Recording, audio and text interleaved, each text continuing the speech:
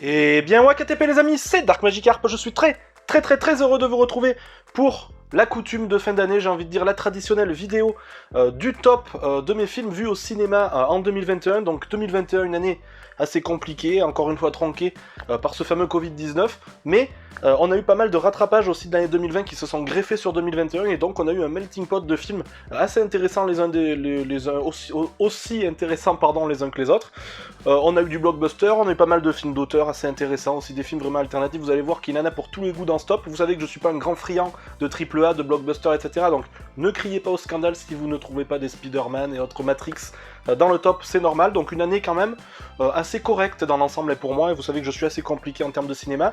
Le bilan, j'ai vu cette année 26 films au cinéma, donc c'est la moyenne basse on va dire par rapport à ma moyenne habituelle depuis ce fameux Covid en 2019 malheureusement.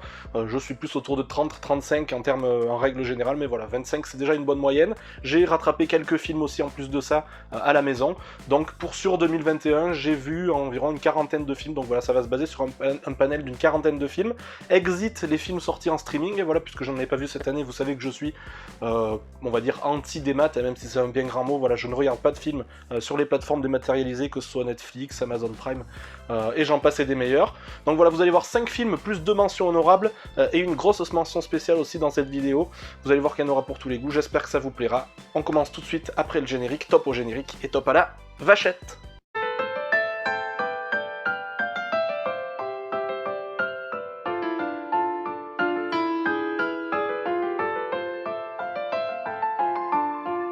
Avant de commencer le top 5, je vais commencer bien sûr par les mentions honorables, mais avant les mentions honorables, j'ai aussi une petite mention spéciale à faire valoir dans cette vidéo, j'y tiens, ça me tient vraiment à cœur. J'ai assez fait caca, on va dire en parlant poliment, sur le cinéma français durant les années 2010 jusqu'à 2015-2016, mais cette année, c'est pour moi une année historique pour le cinéma français, donc ce sera une de mes mentions spéciales et mentions honorables, le cinéma français dans sa globalité, qui a été, vous verrez qui sera représenté d'ailleurs dans les mentions honorables et dans le top, mais voilà, le cinéma français pour moi cette année ça a été extraordinaire, qui sort voilà, de l'ordinaire, on découvre vraiment, on voit qu'on a du talent, il y a du talent, il y a des futurs réalisateurs prometteurs, il y a des thématiques abordées qui sortent vraiment de l'ordinaire, on le verra tout à l'heure, donc voilà pourquoi se cantonner toujours à ces fameuses comédies françaises qui sont parfois de qualité, mais très souvent malheureusement très vide en termes de cinéma, en termes de technique cinématographique, en termes de jeu d'acteurs, en termes de profondeur de scénario, etc. Donc voilà, cette année, je tiens vraiment à le mentionner, depuis quelques années, il y avait l'essor de ce cinéma français, mais pour moi, 2021, ça a été vraiment la floraison de ce cinéma-là, et avec énormément, en plus, de réalisateurs méconnus, jeunes, même souvent néophytes en la matière. Donc voilà, c'était à mentionner. Donc voilà, la grosse mention spéciale de ce top, ça sera le cinéma français, en espérant que ça continue en 2022. D'ailleurs, pour commencer avec les deux mentions honorables qui ont échoué malheureusement au pied du top 5, voilà, qui auraient pu largement voilà, être à la 4e, 5e place, c'était quasiment de l'égalité.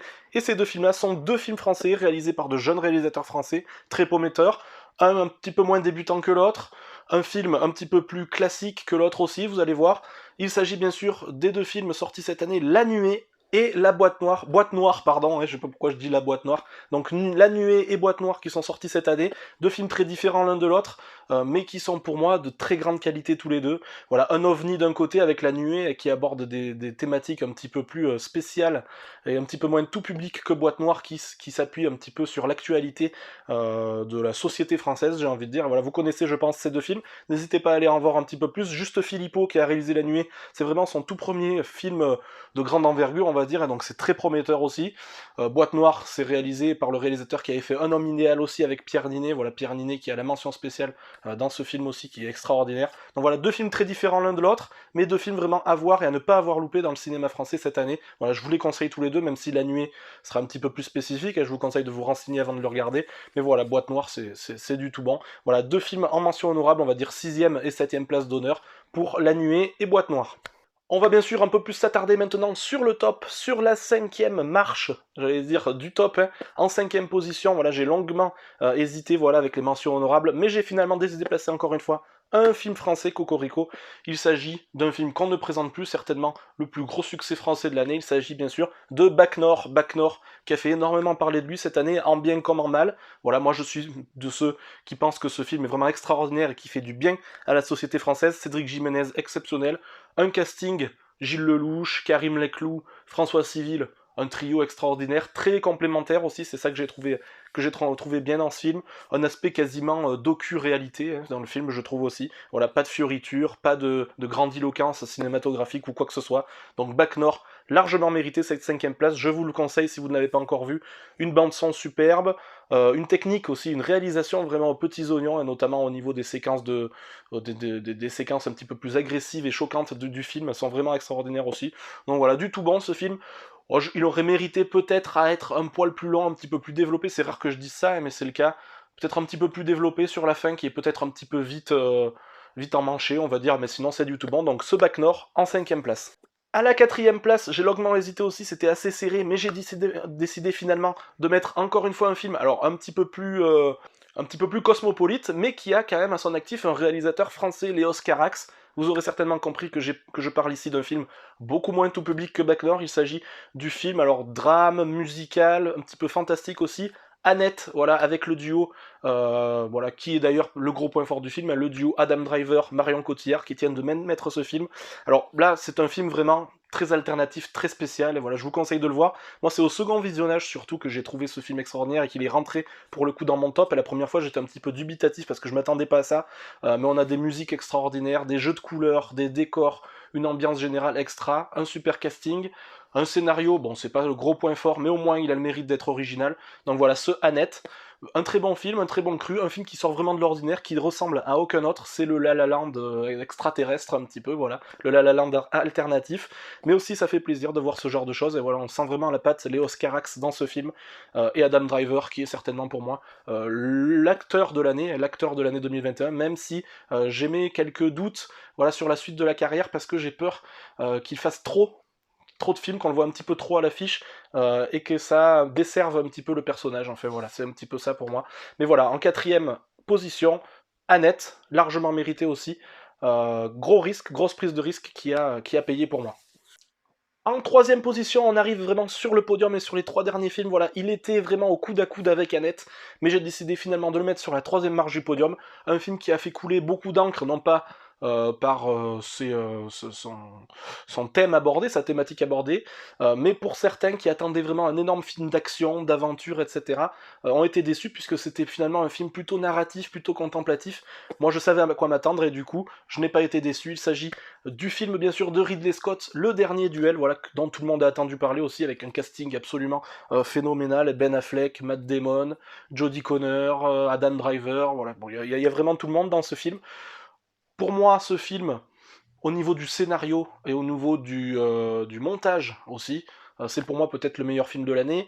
Peut-être un petit peu long, hein, voilà, encore une fois, je crois que c'est un film, voilà, j'ai des petites anti-sèches issues qui durent, il dure 2h30, 2h32, donc il aurait mérité peut-être d'être un peu plus court, mais finalement, voilà, la narration fait qu'on se prête vraiment au jeu, et la façon dont est tourné chronologiquement le film est vraiment extraordinaire. En plus, tout cela est tourné bien sûr dans notre chère contrée française, puisqu'il s'agit d'une histoire historique française entre Jean de Carouge et j'ai un doute, Jacques Legris, voilà, j'allais dire Jean Legris, Jean de Carouge et Jacques Legris, voilà, donc c'est tourné notamment dans le Périgord, en Dordogne, un petit peu dans la région narbonnaise aussi, il me semble. Donc voilà, ça fait honneur vraiment à notre paysage français, à notre histoire française, ça fait toujours plaisir. Mais voilà, pour ceux qui s'attendent à un film avec beaucoup d'action, vraiment, il faut pas regarder ce film parce que c'est vraiment pas le cas. Mais Le Dernier Duel, très bon film de l'année aussi, qui mérite sa 3e place sur la 3e marche donc du podium. En 2e position, certainement, un des films de l'année pour pas mal de personnes, je crois, et même s'il y en a qui ont été un petit peu déçus par le film réalisé par Edgar Wright, qui avait réalisé le film Baby Driver que j'avais bien aimé, mais qui n'était pas non plus extraordinaire, j'ai envie de dire. Donc film réalisé par Edgar Wright, sorti finalement en fin d'année, je crois que c'était sorti en octobre, avec, bon, encore une fois, la super... voilà, pas au niveau physique, même bien elle soit assez sympathique, mais surtout au niveau du jeu d'actrice Anya Taylor-Joy, j'ai un petit peu du mal avec son nom. Il s'agit bien sûr de Last Night in Soho, voilà, alléluia, il a été très longtemps premier du top, mais vous allez voir qu'il a été détrôné de peu. Last Night in Soho, je l'attendais énormément, je l'attendais avec impatience, et ça a été un petit peu une arlésienne sur 2020 et 2021. Mais vous savez que c'est un petit peu mauvais, de mauvais augure quand j'attends trop un film, j'ai souvent peur d'être déçu, et c'est souvent le cas, et on a plus de chances d'être déçu, comme je dis souvent, quand on attend beaucoup d'un film, et là je ne l'ai pas été du tout. Alors là c'est un film, bon, un thriller, drame, musical aussi un petit peu, voilà, dans une thématique assez sympa, et du chant, de la danse et du milieu du spectacle des années 50-60. Encore une fois, des décors et des costumes absolument fantastiques. Une bande son qui est certainement pour moi la meilleure bande originale de l'année. Voilà, un jeu de couleurs, une direction artistique. Voilà, c'est vraiment la direction artistique globale qui est à mettre en ligne de mire et en exergue dans cette œuvre-là. Voilà, des jeux de néon, etc., qui rappellent vraiment les années 60, 70. Voilà, Last Night in Soho, que dire à part regardez-le en 4K si vous le pouvez, avec du bon matos sonore et du bon matos visuel, j'ai envie de dire, parce que vraiment Last Night in Soho, c'est vraiment pour moi la pépite graphique de l'année, mais aussi au niveau de son scénario, qui est finalement assez profond. Voilà, on n'a pas que l'enveloppe qui est bonne. On a aussi la lettre qui est à l'intérieur, qui est assez profonde, assez bien ficelée, avec quelques petits rebondissements par-ci par-là. Ça a été une bonne surprise aussi. Voilà, donc Last Night in Soho, très proche de la première place, mais qui est finalement deuxième de ce top, et que je m'empresserai d'acheter bien sûr en 4K pour le visionner une nouvelle fois. Voilà, ça c'est vraiment un film à grignoter, assez tout public, et vraiment un très bon divertissement, un pur divertissement, mais qui n'en oublie pas, voilà, la profondeur de scénario, la direction artistique, etc. Donc c'est du tout bon. Et enfin, une première place, peut-être la première place la plus surprise et la plus surprenante de ces dernières années. Vous allez voir, exit les gros blockbusters, les gros films à succès de l'année.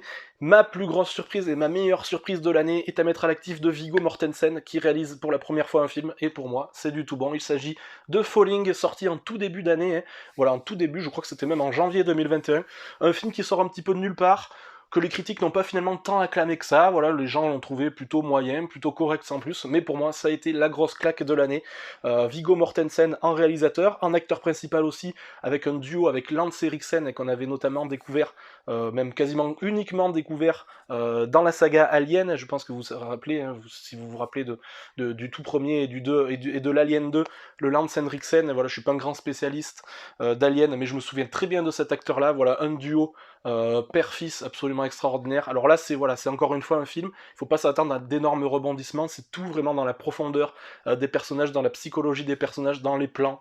C'est vraiment très narratif, très contemplatif, mais pour autant, c'est très sympa, on se prend vraiment au jeu, on s'ennuie pas une seule seconde, le film est assez long mais on ne s'ennuie pas, et l'histoire est absolument extraordinaire. Lance Henriksen, peut-être pour moi, aurait mérité l'Oscar du meilleur acteur pour ce film, même si je sais que bon, beaucoup ne partageront pas mon avis, mais pour moi Falling est le film de l'année, le film le plus surprenant, celui qui m'a le plus touché, celui qui m'a le plus ému aussi. Donc c'est pour ça que je l'ai mis à la première place, contrairement à Last Night in Soho, qui s'est très bien laissé regarder, mais qui m'a moins ému et moins marqué, on va dire, dans ma chair, j'ai envie de dire, que ce fameux Falling. Et voilà les amis, ce top est désormais terminé. J'espère que cette vidéo vous aura plu, j'espère que ce top vous aura plu. Voilà, vous avez vu que c'est encore assez varié au niveau des thématiques abordées. Voilà, n'hésitez pas surtout, voilà, c'est ce genre de vidéo qui est intéressant pour les commentaires, à partager votre top dans l'espace des commentaires, à me dire si vous êtes d'accord ou pas d'accord avec moi, s'il y a des surprises aussi que je n'ai pas vues, s'il y a des films que je n'ai pas vus et qui auraient pu rentrer dans mon top,